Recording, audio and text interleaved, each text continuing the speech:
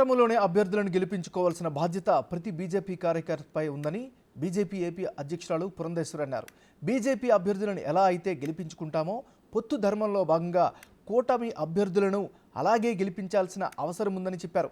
రాష్ట్రంలో భయానక పరిస్థితి నెలకొందని రాజమండ్రిలో పురంధేశ్వరి ఆరోపించారు.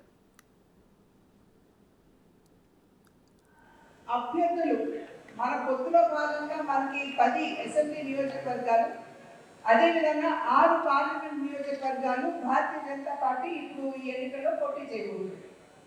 అయినప్పటికీ కూడా మనం గమనించవలసినటువంటి విషయం, భారతీయ జనతా పార్టీ అభ్యర్థులు లేని చోట కూడా మన కూటమి అభ్యర్థులు ఉన్నారు అనేటువంటి విషయాన్ని మనం ఇక్కడ గుర్తుపెట్టుకోవాలి. కనుక పొత్తు ధర్మంలో భాగంగా మనం కేవలం మన అభ్యర్థుల యొక్క గెలుపు కోసం పనిచేయడం మాత్రమే కాకుండా పొత్తులో ఉన్నటువంటి అభ్యర్థుల యొక్క గెలుపు కోసం కూడా మనం అందులో ప్రయత్నం చేయవలసినటువంటి, కృషి చేయవలసినటువంటి బాధ్యత ఇవాళ మన అందరి మీద ఉన్నది అని చెప్పి మనం ఇక్కడ గమనించాలి.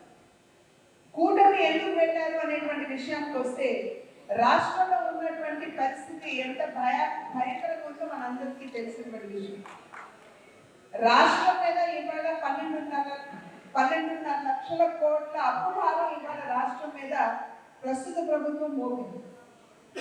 ఇది మాత్రమే కాకుండా నాకు శ్రీశ్రీ గారి కవిత, ఏదీ కాదు కవితకు అనర్హం అగ్గి పుల్లైనా సబ్బు బిళ్ళైనా అని ఏదైతే శ్రీశ్రీ గారు అన్నారో, ఇవాళ అదే చందంగా రాష్ట్ర ముఖ్యమంత్రి జగన్మోహన్ రెడ్డి గారు కేవలం భూముల్ని స్వాహా చేయడం మాత్రమే కాదు, వనరుల్ని పక్కదోవ పట్టించడం మాత్రమే కాకుండా సెక్రటేరియట్ ని రాష్ట్రంలో ఉన్నటువంటి గనులని సైతం ఇవాళ ఆయన తనఖా పెట్టి అప్పు తెచ్చుకునేటువంటి పరిస్థితి మనం రాష్ట్రంలో చూస్తున్నాం. ఆ రకంగా అప్పు తీసుకురాకపోయినట్లయితే ప్రభుత్వ ఉద్యోగులకి సైతం ఇవాళ సకాలంలో జీతాలు చెల్లించలేనటువంటి దౌర్భాగ్యపు పరిస్థితి ఇవాళ రాష్ట్రం మనం చూస్తున్నాం. ఇది మాత్రమే కాకుండా ఏ రంగం చూసుకున్నా కూడా ఎక్కడ అభివృద్ధి అనేది లేదు. ఏ రంగానికి ఇవాళ రాష్ట్ర న్యాయం జరగలేదు. మన